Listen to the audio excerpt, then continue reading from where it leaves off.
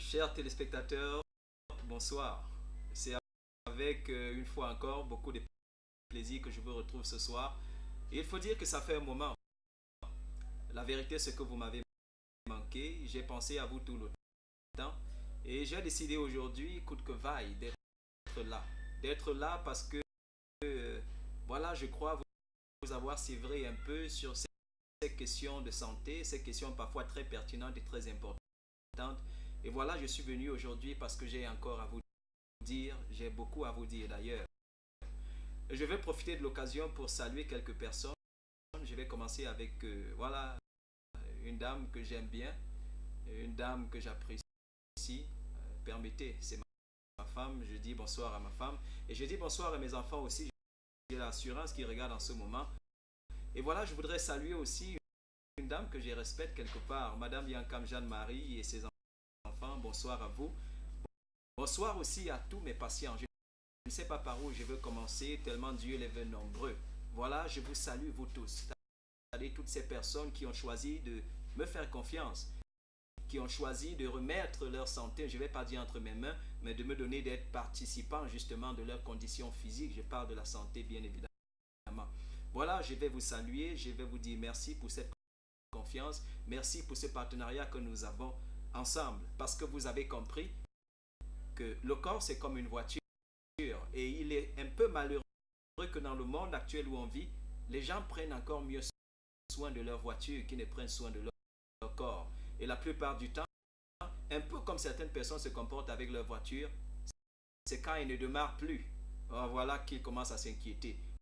Et voilà ce que beaucoup de gens font avec leur corps habituellement, c'est lorsqu'ils ne répondent plus du tout, c'est-à-dire vous vous réveillez le matin, vous avez l'impression qu'il faudrait bien qu'un caterpillar vienne vous sortir du lit. Et c'est à partir de ce moment que certains d'entre vous commencent à s'inquiéter, commencent justement à mettre en place une ou deux choses pour retrouver la santé.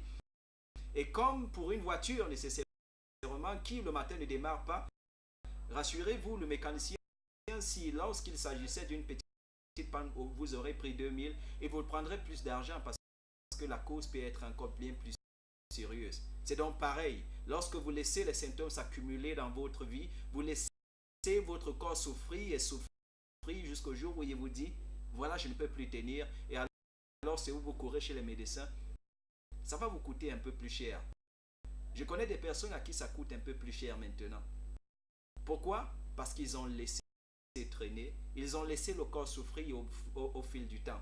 Et j'ai dit, il y a une émission ou alors deux émissions déjà là derrière nous, que c'était une très mauvaise habitude de vivre avec les symptômes des maladies ou alors de ne soigner que les symptômes. La grande vérité, c'est que les symptômes, on ne les soigne pas puisque ce n'est pas la maladie elle-même. La seule chose que vous pouvez faire avec les symptômes, c'est les calmer. Ça veut dire leur donner de sommeiller un peu et vous donner cette impression, cette sensation que vous allez bien. Pourtant, au fond, rien ne va du tout. Voilà, nous allons discuter aujourd'hui. Je voudrais qu'on parle de quelque chose qui, la plupart du temps, passe un peu inaperçu et qui, j'ai envie de dire, beaucoup de gens parfois observent mais négligent. Je vais parler de ce qu'on appelle les rétentions d'eau. Je vais parler aujourd'hui des rétentions d'eau et je sais que le sujet va intéresser plus d'un, j'ai envie de dire. Et si nous avons encore un peu plus de temps, nous allons parler de, voilà, je vais comme ça donner aux femmes, je vais bien dire aux femmes, parce que leur santé, vous savez, elle est très importante. Les hommes le savent. Je vais donner comme ça 10 conseils d'hygiène, voilà, pour les femmes, pour leur santé intime, comme on dit, voilà. Je vais donner 10 conseils, bon, peut-être si on n'arrive pas à dire en raison du temps, je vais quand même vous donner des conseils sur comment est-ce que vous pouvez prendre soin justement de votre partie génitale. C'est très important. C'est peut-être une des parties les plus importantes que vous ayez dans votre corps, parce que lorsque tout va mal à ces niveaux, alors rien ne va dans le corps en général. Voilà, et puis si on a encore un peu de temps, on va parler du diabète. On devait en parler, j'ai envie de dire, de long en large, mais justement à cause des 1 heure qui nous sont réservées, j'ai des patients qui m'ont dit c'est petit 1 heure, qu'il faudrait qu'on ajoute un peu de temps. Bon, ce n'est pas évident pour le moment. On va faire avec 1 heure. Donc, si on a encore un peu de temps, on va parler du diabète. Mais là, je vais juste donner des conseils. Ils seront 10 conseils, bien sûr, ce seraient 10 conseils, permettez, qui justement, si vous les mettez en pratique, ça c'est pour ceux qui sont diabétiques ou pour ceux qui ne le sont pas encore, voilà, va justement faire que vous n'arrivez pas à cette phase critique. Parce que justement, une des phases critiques du diabète, c'est ce qu'on appelle les maladies auto-immunes. Ça veut dire que votre corps commence à se combattre lui-même. Ça, c'est une phase du diabète ou alors de certaines maladies un peu chroniques qui est très terrible. Et c'est justement la phase où, en général, les médecins ne peuvent pas grand-chose pour vous.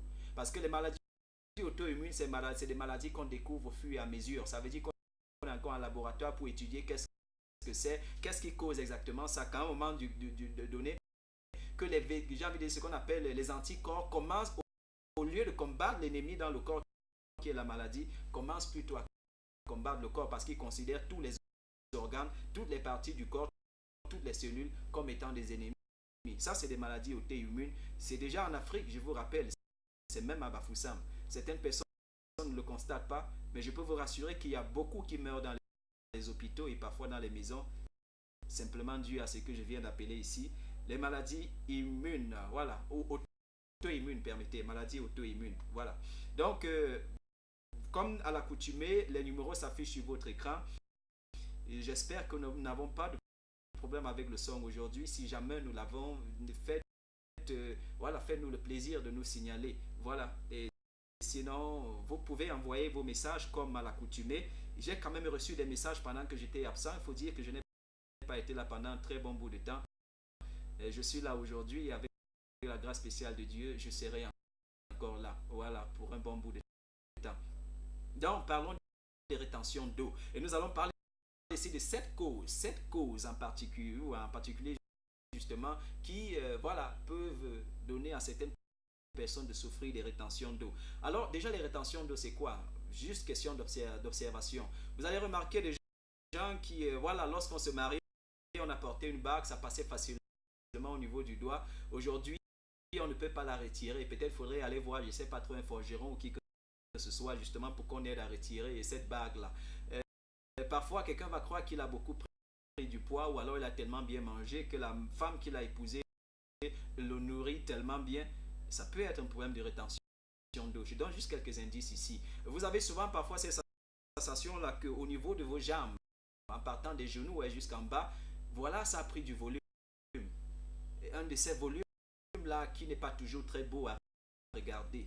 Voilà aussi un des signes, si vous voulez, de rétention d'eau. Ou alors une des choses qui peuvent vous donner de comprendre qu'il y a un problème de rétention d'eau. Ou tout simplement, et ça c'est possible, et rassurez-vous, ceux qui ont des problèmes de rétention d'eau peuvent témoigner. En l'espace de 24 heures, vous pouvez prendre pratiquement 3 kg. Ça c'est le poids. Ça veut dire 3 kg en l'espace de 24 heures. Sans que vous ne vous rendiez compte de comment est-ce que c'est arrivé. Vous vous sentez juste un peu plus lourde ou alors plus lourd que d'habitude. Et voilà autant de choses qui peuvent justement vous donner de comprendre que voilà, il y a un problème avec les rétentions d'eau. Maintenant, il faut comprendre le système, comment ça marche cette histoire de rétention d'eau. On vous a dit peut-être à l'école, sinon je vous le dis ici, que le corps est fait, bon c'est vrai les scientifiques ne s'accordent pas toujours, on va dire 65%, certains vont dire 70%, d'autres encore vont dire 75% d'eau. Ça veut dire en général le corps est fait d'eau. Si vous voulez de manière, je ne vais pas dire dans sa totalité, parce qu'il faut rappeler qu'il y a la chair, il y a les tissus et tout le reste, mais le corps lui-même est fait de 60, si vous voulez, à 75% d'eau. Et voilà, cette eau, voilà, elle vient d'où? Elle vient justement, voilà, de ce que vous ingurgitez, de ce qui est déjà contenu dans votre corps, ça veut dire ce que vous êtes sorti du ventre de votre mère avec. Et maintenant, 2/3 de cette eau est contenue dans ce qu'on va appeler les cellules. Les cellules, c'est la souche de base de votre corps. Ça veut dire que votre corps, c'est un ensemble de cellules. Donc, les cellules, si vous voulez, c'est la souche de base de votre corps. Alors, cette eau, alors 2% de cette eau, alors, ouais, 2/3, permettez, 2/3 de cette eau est contenue dans ce qu'on va appeler les cellules et le reste est contenu à l'extérieur cellules ou alors entre les cellules. À l'extérieur, on va donc parler de ces liquides extracellulaires. Ça, c'est des termes un peu scientifiques, le liquide extracellulaire qui justement est contenu à l'extérieur des cellules. Je viens de rappeler ou alors de vous dire que 2/3 de l'eau qu'il y a dans votre corps est contenue dans les cellules. Ça veut dire que c'est les cellules qui absorbent cette eau. Maintenant, il y a un problème, c'est quoi? C'est qu'il doit avoir un certain mécanisme de filtrage et tout le reste. Ça veut dire que de temps en temps, les cellules seront obligées de rejeter un peu de l'eau à l'extérieur juste pour assurer ce mécanisme de filtrage dans le corps. Alors, il se fait que pour des causes que je vais citer ici, bien sûr, elles sont 7, vous aurez le temps de les compter avec moi. Si on n'y arrive pas, il n'y a pas de problème, ce serait juste un souci de temps. Pour des causes justement que je vais citer ici, il se fait que les cellules peuvent relâcher cette eau et après avoir un problème pour les réabsorber. Alors qu'est-ce qui se passe? Elles vont se retrouver en raison de ce qu'on va appeler le principe de la pesanteur, ou alors, je ne sais pas trop, la loi de la pesanteur vous permettez, elles vont se retrouver au niveau de vos jambes. Ça veut dire que cette eau va descendre littéralement et se retrouver au niveau de vos jambes. Parfois, pour certaines personnes, au niveau du ventre, ou alors, ça peut aller jusqu'à affecter le visage. C'est un peu ces personnes-là qui se relèvent le matin ou alors qui sortent du lit le matin. On a l'impression qu'ils sortent d'un match de boxe. Voilà, ça veut dire les yeux sont gonflés, les joues et tout le reste. Et c'est un peu ce que je disais tout à l'heure, la sensation d'avoir pris quelques kilos en plus. Donc voilà un peu quelques indications. Et je viens de vous dire, il y a 7 causes justement qui vont faire que lorsque les cellules vont libérer cette eau, et même l'eau contenue au niveau, ce que j'ai appelé le liquide extracellulaire qui est contenu à l'extérieur des cellules, au lieu que cette eau retourne à l'intérieur des cellules, c'est-à-dire que les cellules les réabsorbent encore, alors cette eau ne va pas être réabsorbée et elle va justement descendre, justement dû au fait de la pesanteur, c'est-à-dire le sol qui attire tout vers lui. Alors cette eau va descendre au niveau des pieds, parfois en partant des genoux, et va causer ce qu'on appelle communément, beaucoup de gens le savent, c'est vrai, c'est une expression scientifique ou un terme scientifique, les œdèmes tout simplement. Alors en général, vous allez remarquer dans la société que ça frappe plus les personnes âgées.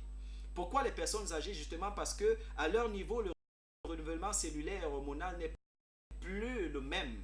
Ça veut dire que pour une personne normale, ça devrait prendre 4 mois. Pour une personne âgée, c'est-à-dire qui a dépassé peut-être les 45, qui va vers les 50 et au-delà, voilà, ça va prendre un peu plus de temps puisque le corps est fatigué.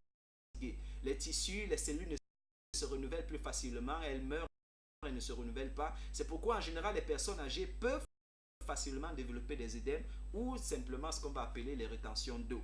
Maintenant, il se fait aujourd'hui, j'aime remarquer, ça affecte même des jeunes personnes. Je dis bien des jeunes personnes. Et beaucoup de personnes prennent cela comme étant une chose très normale.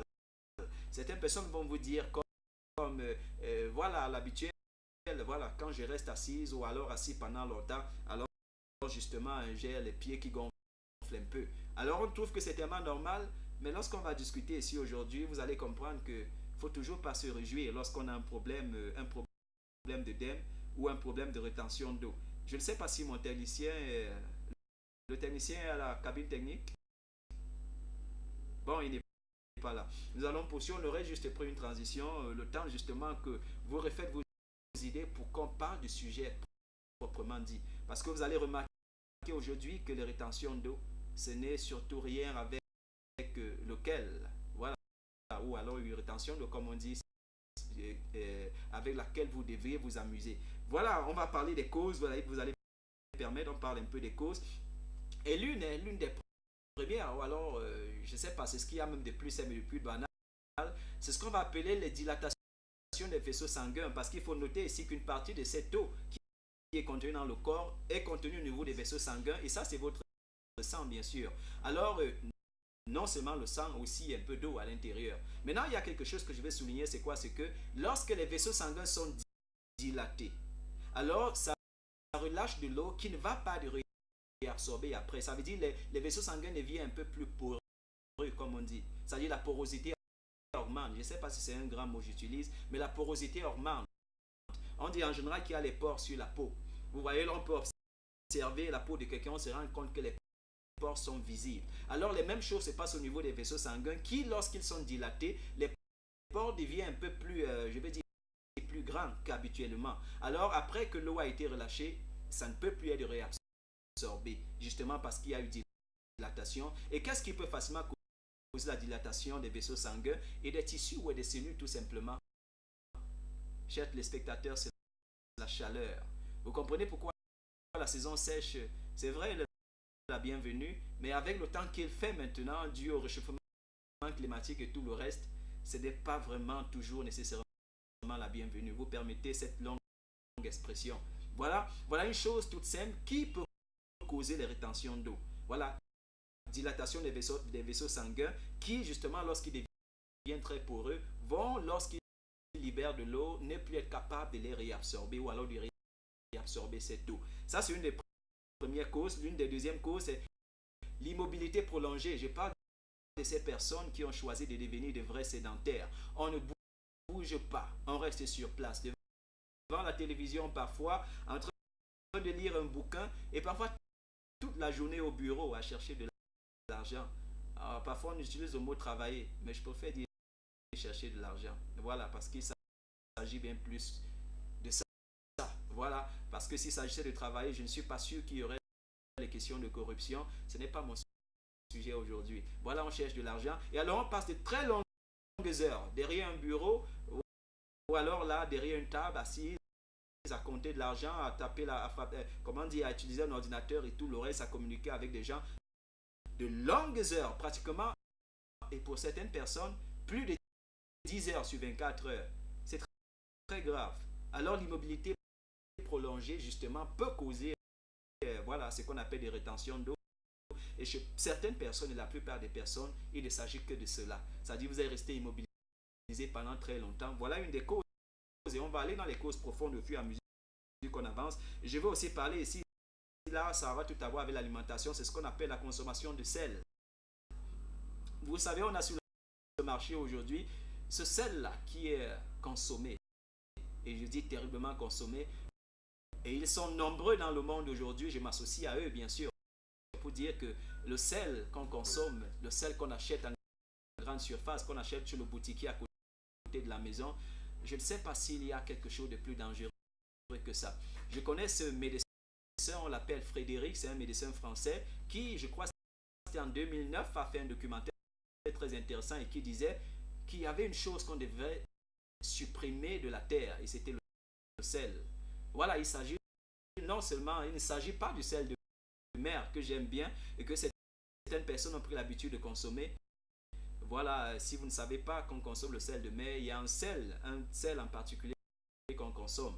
Voilà, et il parlait de ce sel de mer qu'on achète en grande surface, qu'on achète partout dans les boutiques et tout le reste. Voilà, il disait que s'il y a quelque chose qu'on devrait supprimer de la terre, c'est bien ce sel-là, parce qu'il cause plus de tort ou plus de mal que de bien. La seule chose qu'il apporte à l'homme, c'est le goût qu'il a dans la bouche, parce qu'après, dans le corps, il n'y a rien de plus terrible. Voilà, c'est un poison littéralement. Alors, si vous avez des problèmes d'œdème, ou alors les problèmes d'œdème peuvent simplement être dus justement à ce sel-là, ce sel que vous achetez en boutique et que vous cuisinez avec, au point que certaines personnes dans le restaurant et se plaignent qu'on n'a pas mis assez de sel dans la nourriture. Si vous saviez, voilà. On va poursuivre justement pour parler encore d'une autre cause. Justement, c'est ce qu'on va appeler ici un désordre hormonal. Le désordre hormonal peut être dû, et là on va aller voir les femmes enceintes cette fois-là. Lorsque justement elles sont enceintes, l'enfant qui est dans le ventre, justement à cause de cette présence, je ne vais pas dire une présence étrangère mais inhabituelle, ça va faire que voilà, il peut avoir un désordre hormonal qui peut causer des œdèmes.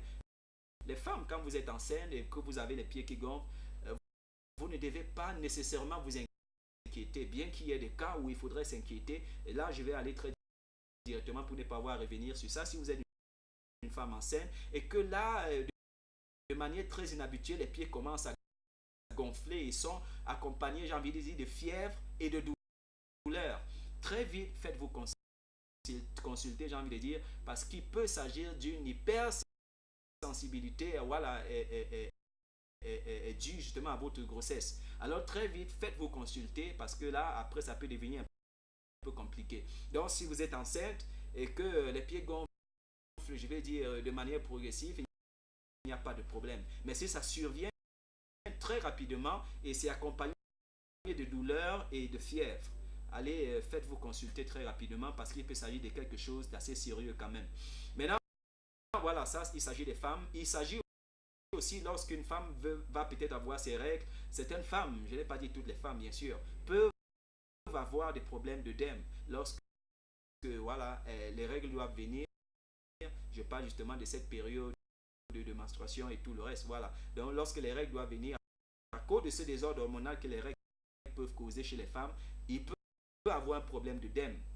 Là, je viens de citer une autre cause encore, nous allons poursuivre. Certains médicaments, et c'est pour ça que je connais des personnes qui, pour rien au monde, ne voudraient se faire consulter par un docteur conventionnel parce qu'on ne voudrait du tout pas mettre des médicaments dans la bouche.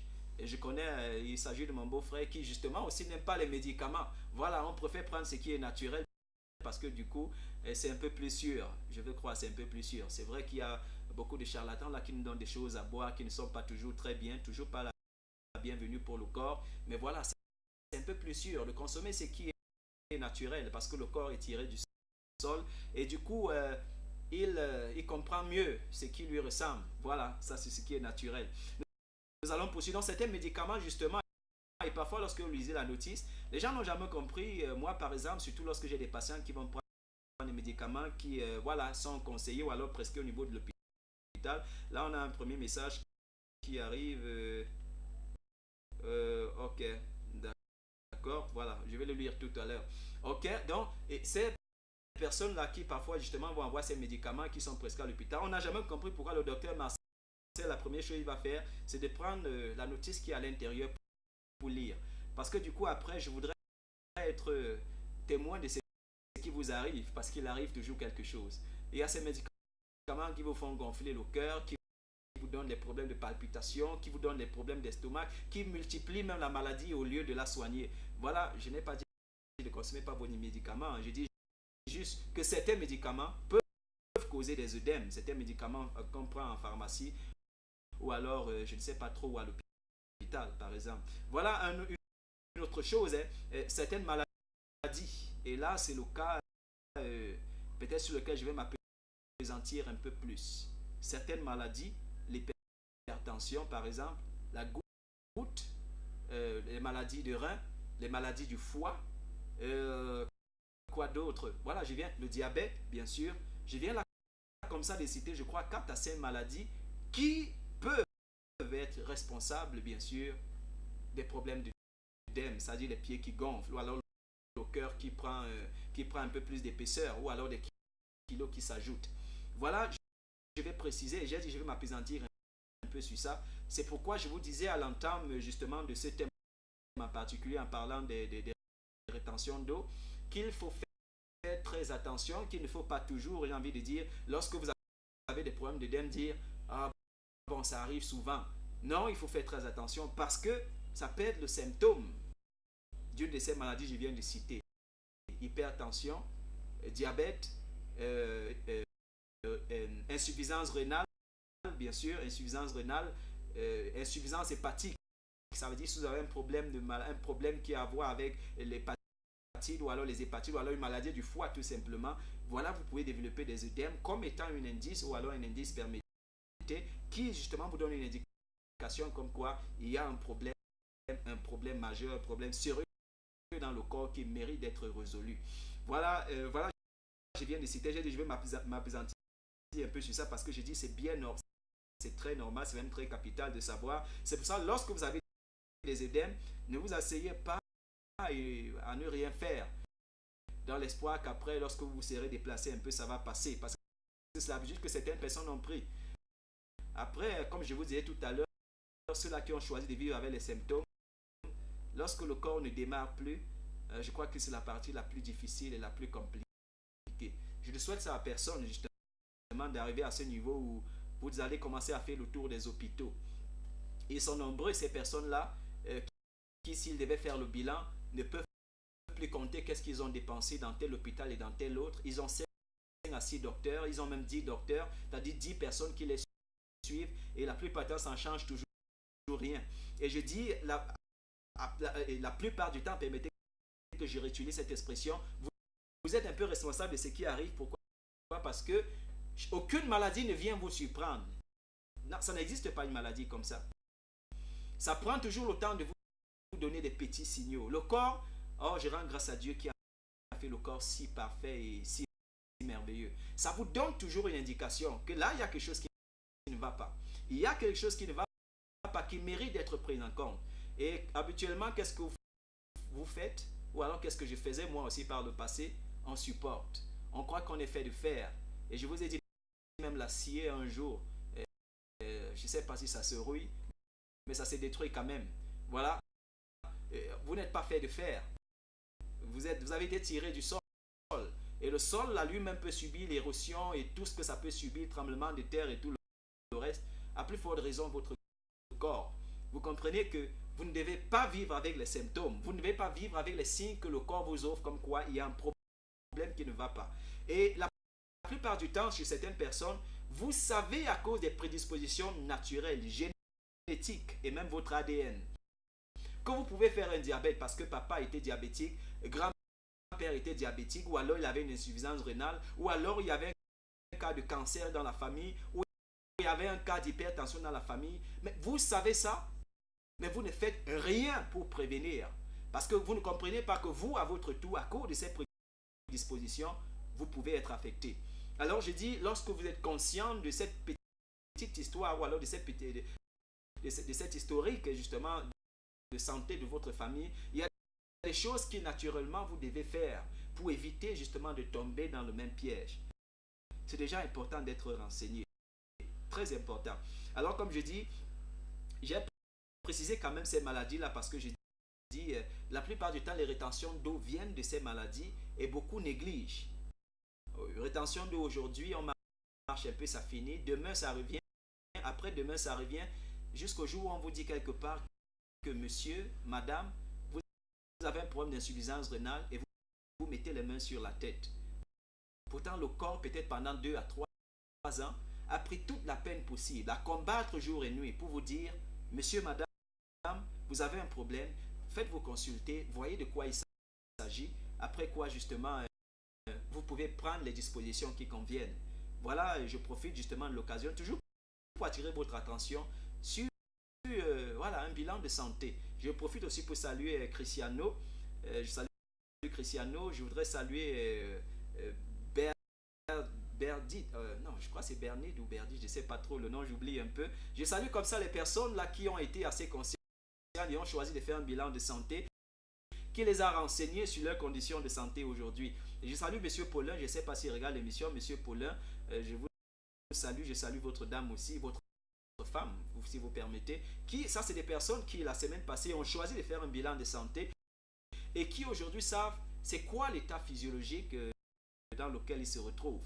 Alors ça permet de prendre des précautions, ça permet d'être un peu plus sûr et voilà, peut-être moins inquiet, parce que parfois on s'inquiète lorsqu'il y a peut-être un petit indice qui signale que vous n'êtes pas en bonne santé. Aujourd'hui ces personnes sont renseignées et voilà, je salue aussi Madame Véronique quelque part. Je ne sais pas si elle regarde mes émissions, mais je la salue.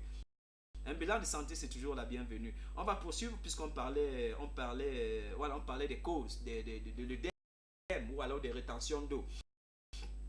Et je vais citer la dernière puisque je vous ai dit j'avais 7 causes à partager avec vous aujourd'hui. La toute dernière, c'est la mauvaise circulation du sang.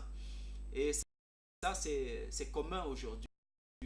La plupart des personnes souffrent de ce problème-là, le sang qui circule mal, dû à la mauvaise alimentation, dû au manque de repos, dû au manque d'exercice physique. La plupart des personnes aujourd'hui souffrent d'un sérieux problème justement de circulation sanguine et qui la plupart du temps va aller jusqu'à arriver à ce type-là qu'on appelle insuffisance veineuse. Insuffisance veineuse. C'est un autre thème, on va revenir sur ça. C'est une maladie que beaucoup de gens ont aujourd'hui sans se rendre compte. Voilà, on souffre, on soigne le palu, on soigne la typhoïde, on soigne tout le reste. Pourtant, la vraie maladie est là et elle vous fait souffrir tous les jours. Donc, on va revenir sur l'insuffisance veineuse une autre fois pour en parler. Parce que je dis, beaucoup de gens sont affectés justement aujourd'hui et voilà, ça fait vraiment beaucoup de victimes. On va revenir sur ça. Alors, on a ici parlé des rétentions d'eau, des causes. Je vous ai donné 7 causes. J'espère que vous avez retenu. On va maintenant parler des signes. Comment est-ce que vous savez justement que voilà, il y quelque chose qui ne va pas. Le tout premier signe, comme je viens de vous dire, justement, c'est ce gonflement des tissus. C'est-à-dire, vous remarquez que les pieds et les jambes ont pris du volume, et surtout à la partie d'en bas, ou voilà, au niveau des pieds exactement. Vous voyez que là, le volume, c'est un peu plus, ça a augmenté. Et lorsque vous pressez, vous avez l'impression que ça fait un petit creux. Voilà un autre indice. Ou alors au niveau du tibia, lorsque vous pressez au niveau du tibia, soit ça gonfle un peu, soit ça fait un petit creux. Alors là, vous devez être sûr qu'il y a quelque chose qui ne va pas et qui ne va pas du tout. Voilà, comme j'ai dit, ne prenez pas l'habitude de rester à la maison avec et de dire après ça va passer. Parfois quand je voyage, c'est ce que ça fait. Voilà l'excuse que beaucoup de gens donnent. Et ça, rassurez-vous, hein, ils sont nombreux qui meurent aujourd'hui d'insuffisance rénale. Ils sont nombreux qui meurent d'hypertension. Ils sont nombreux qui meurent de diabète. Tout ça a commencé par des signes très simples. Très simples, je vous rassure, très simples. Et un de ces signes-là, je viens de vous dire, c'est les rétentions d'eau. Prenez ça au sérieux. C'est le docteur Marcel qui vous le dit, prenez ça au sérieux. Alors, j'ai dit à l'entame de l'émission un autre signe que vous pouvez observer et vous savez justement que vous avez un problème de rétention d'eau. C'est justement lorsque, en un temps très limité, le poids augmente. En l'espace de 24 heures, vous pouvez accumuler 3 kilos. Voilà, là, à ce moment-là, il faut vous dire qu'il y a un problème qui ne va pas. Et justement, faites-vous consulter. Un bilan de santé et une consultation. Bon, consultation, bilan de santé, c'est toujours la bienvenue pour vous renseigner. À partir de là, vous clarifiez un bon nombre de choses. Si ça n'a rien à voir avec une hypertension ou toutes ces maladies très graves là, et qu'il s'agit simplement d'un problème lié à votre alimentation, on peut le résoudre très rapidement. Et puis voilà, vous évitez, vous épargnez quelque chose de pire. Ou alors, si c'est lié à ces maladies, puisque ce serait constaté très tôt, on pourra justement faire quelque chose pour que la situation ne s'empire pas.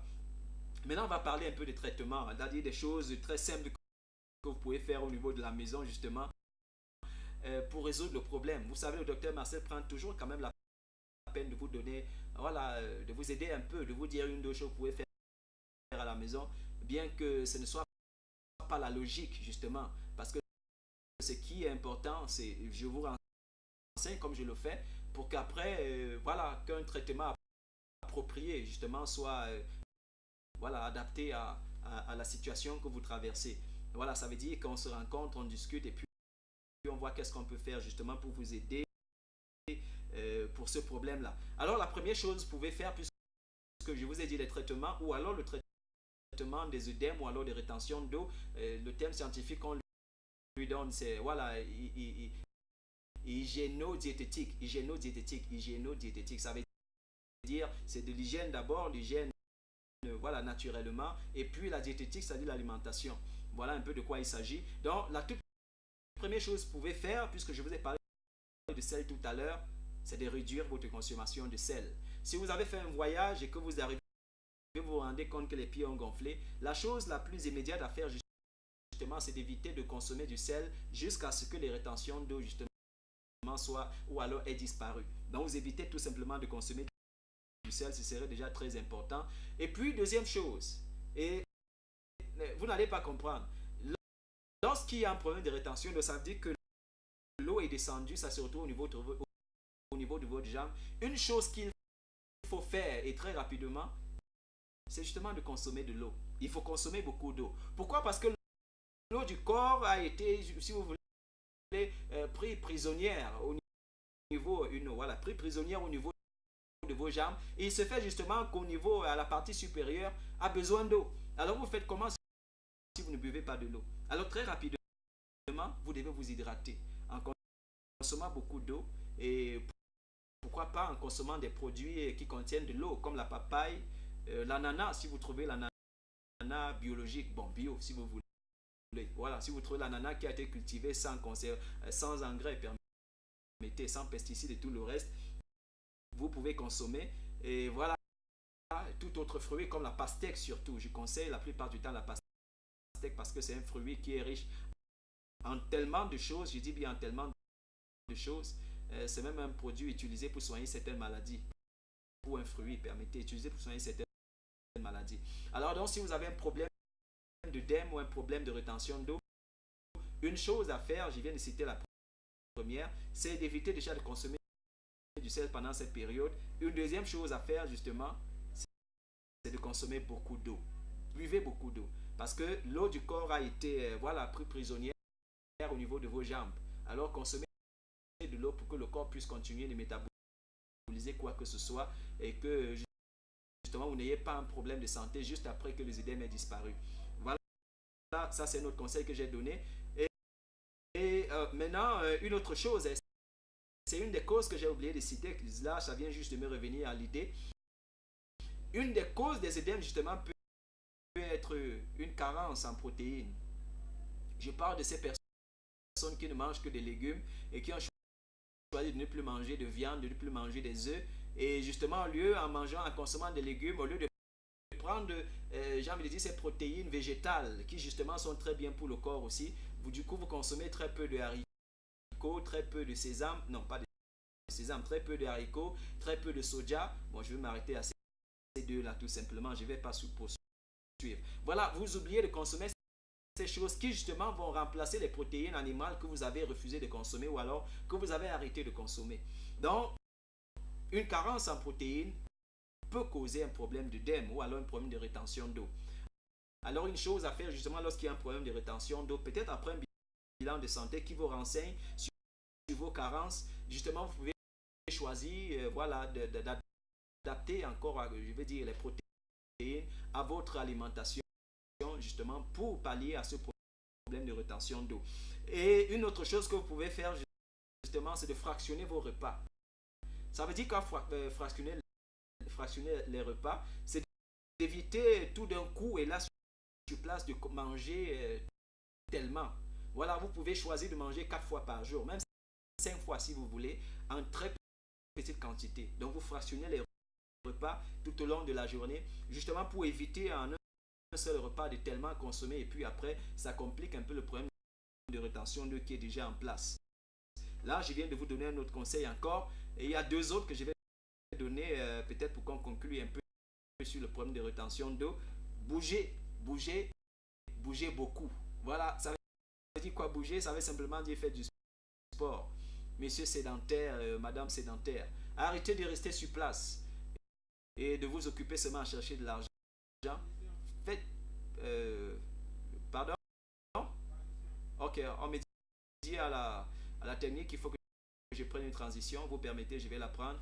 Transition, on sera revenu juste après.